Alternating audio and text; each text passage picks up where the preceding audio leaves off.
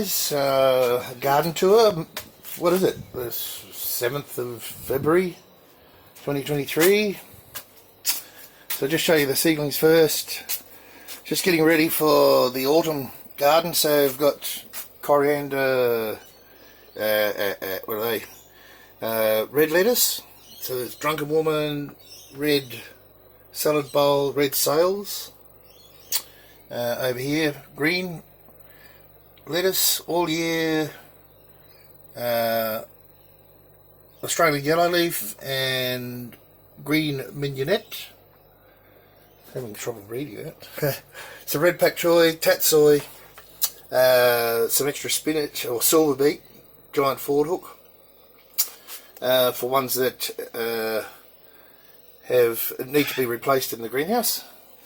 Over here I've got Chinese cabbage, and this one here is an English Savoy, which hasn't come up. Never mind, these are sugar loaf cabbages, these are broccolini, and in here I have cauliflower, it's a snowball, golden acre cabbage, and a green sprouting broccoli. So that's it for that.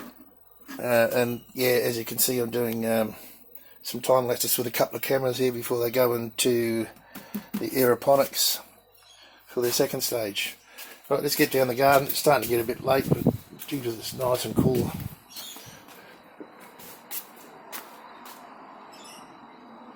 Lisa's found a bug.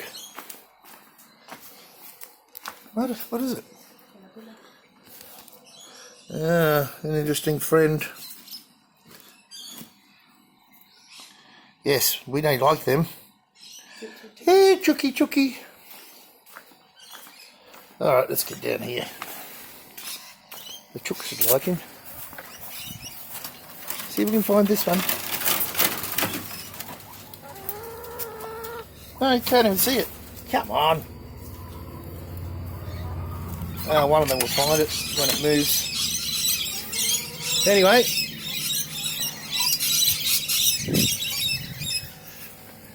Okay. So avocado is going really well. Got 3 of them there and a moringa tree. Right. This is still the galangal there. And behind here is sort of all going to the pack. A few Italian parsley seeds, not quite ready. I've already got quite a few of them, so I'm not too worried. Now all the black crims are finished, as you can see. So they're empty, just waiting for something to put in them. And these are all the thyme and the rosemary that I grew from cuttings in the Hydroponics. As you can see, I've lost 1, 2, 3 of the rosemary, but all the rest have survived, so I'm pretty happy. And there's the old proverbial pineapple. So we've got turnips here. Thought I'd grow a few turnips coming up to the cooler weather. Oh well, it's another month, 8 weeks away. Beetroot in here. And I've got one coming up, but the cats have got in here, and you know, cats. So what I've been doing is making it nice and moist every morning and every evening, so the cats don't like it. Alright, this is all getting overgrown in here. There's some old onions behind there. I'll just leave them there. I'll clean all this up at some stage. The mint, old mint. Okay, the NFTs are all but empty except for the basil, a few other things, and I'm slowly feeding these to the chooks and the worms as they go to seed. And of course I'll keep some for seed, so I like to get these red ones, and I think they're all year round lettuce. That one's about to seed. And both NFTs are pretty much like that at the moment. Had a major problem with the strawberries. I had a blockage in the pipe, and I didn't realise until it was too late. But I've got one beauty here that survived, and it's throwing out its shoots. So we're going to propagate again. And there's another one here that survived too, and one more here. All the rest have just died, as you can see along here. But that happens, and if you're not paying attention enough, that's what happens. Right, more carrots in here. I thought I watered that this afternoon.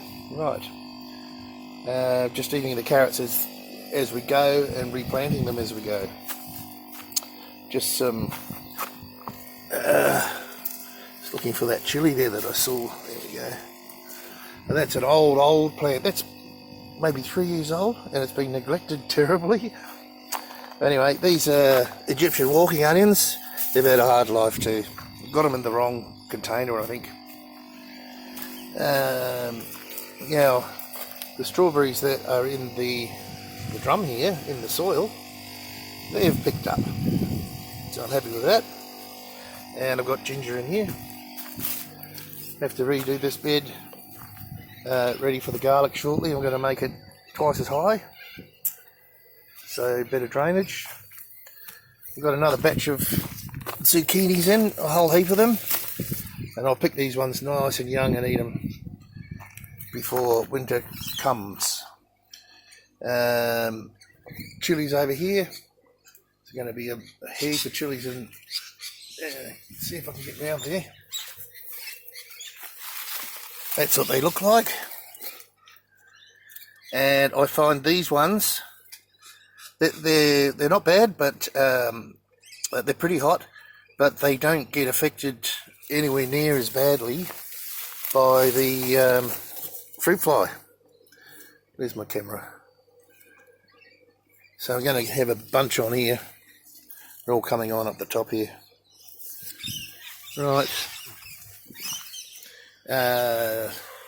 Just some nasturtiums and marigold. Now down here is my oregano, which is beginning to flower as well.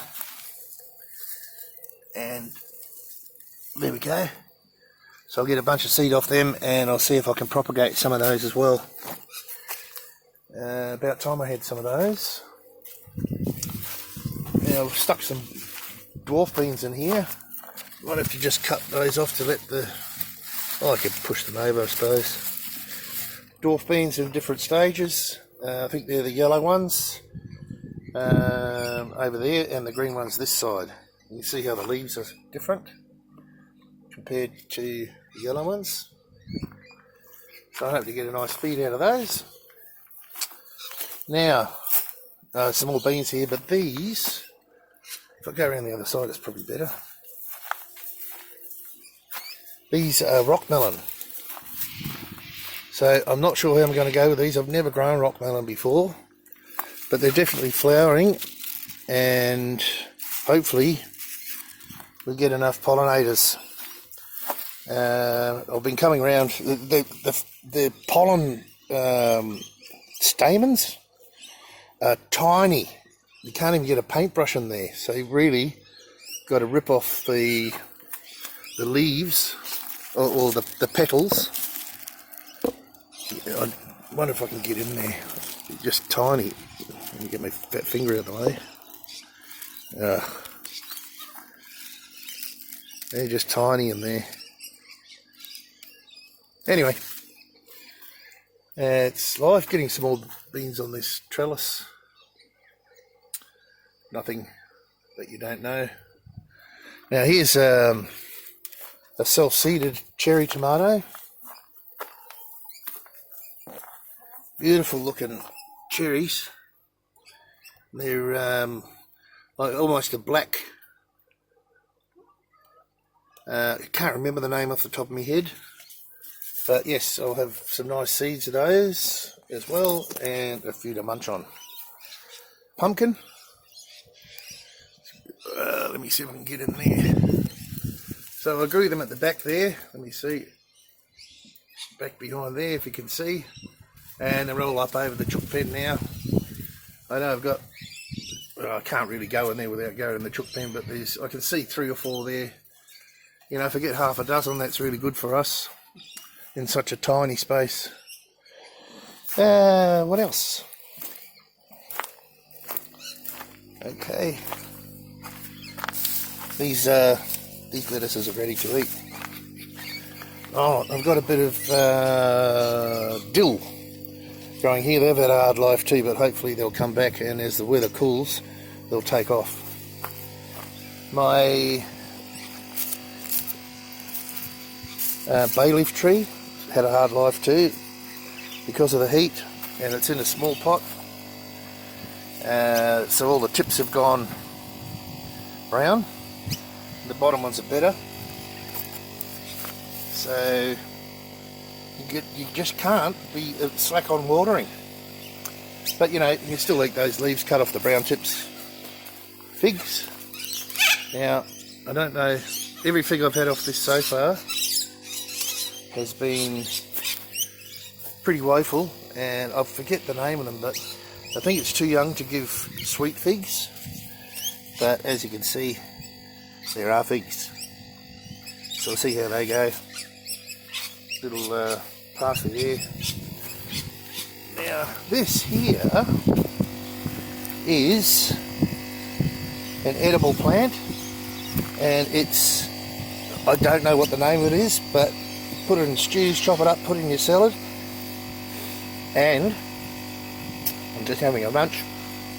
It's got a garlic taste, very distinct garlic taste, but it's quite mild. In fact, now that it's a lot older, it's a lot stronger. Right, next thing. Potatoes. They're ready to come out. They are ready to come out. I've got to do it this week. Let's see in here. Look. Just small ones there. I'm sure there's bigger ones underneath. No, I don't want to dig into there too much, but I'm just letting them dry out. And I'll probably make a video of these ones in the drums, see how they go. It'll be a slow job. Have to dig them all out by hand. And get the potatoes, and I think I'm going to put a lot of this soil back in here and put a hydroponic system along here, seeing that I've proven that I can grow hydroponic potatoes. If I can grow hydroponic potatoes, I can grow hydroponic carrots as well. Well, any root crops.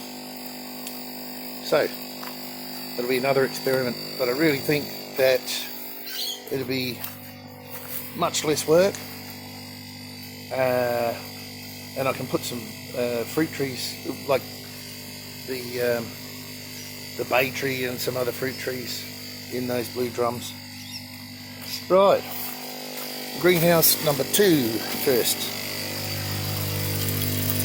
So the silver beet's all coming back because I hacked it to bits for the lady that brought all of it, but before I had it covered and enclosed in properly in the front, I had a caterpillar problem. I believe I've solved that now. So you can still see the remnants of the caterpillars where they've been. I've sprayed it with dipel. Now the dipel will kill all the small caterpillars, but it won't kill the big ones, I can tell you that. But anyway, that's those. Now these, oh look, I'm starting to get the Juan Flammes is starting to come on. These turned out pretty dismal, but at least I'll get some seed from them and a feed. So they're just starting to turn yellow. Awesome. So they're quite a big size too. And same with these ones. So we'll be getting those in the next, come on camera, getting those in the next, I would say 2 to 3 weeks. And then I'm going to rip all these tomatoes out, and it's time to put I think I'll put cabbages and collies all through here. Ready for the autumn season, and maybe we'll get a good crop because they're in these greenhouses. Now for the winter, I'll be enclosing the front of these greenhouses with this stuff, this polycarbonate, right down to about, I believe about, geez, it'll be 400 mil, maybe 300 mil from the bottom, so it'll keep all the heat in, and I should have a fairly good summer environment in the greenhouses. Right, as I said, in greenhouse number 1,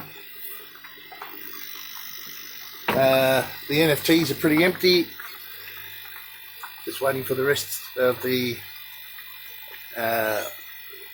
getting all the autumn seedlings ready. Oh, I forgot there was a basil back there. But as you can see, the romas here have been picked mostly. There's another pick coming on here, so a lot of these, the last sort of pick of these, we'll go through, pick them all, and there'll be sort of eating romas, cooking romas. There's not a heck of a lot left. Now look at how weedy that basil is, because the tomatoes block out all of the light. Well, a lot of the light, but that's okay. When the cabbages come in, these NFT will take off again once I replant them. So that's about it. Oh, I've got, that's mint that I put in the Hydroponics. And the mint is, well, it's flowering, but it didn't take off like I thought it would. I don't know whether it was worth cloning them or not, but I think if I do it again, well, I must have a bug in here. If I do it again, I'll just grow them from seed. That one's not doing too good. The thyme here is just, I just love the smell of it. So I'll be picking all that and drying that. Now let me get out of here. And last but not least, this is the spearmint.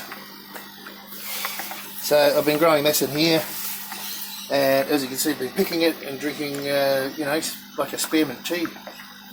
Very, very good, and it's nice. All right, that's about it for this garden tour. Thanks for tagging along, and we'll see you in the next video, God willing. Bye for now.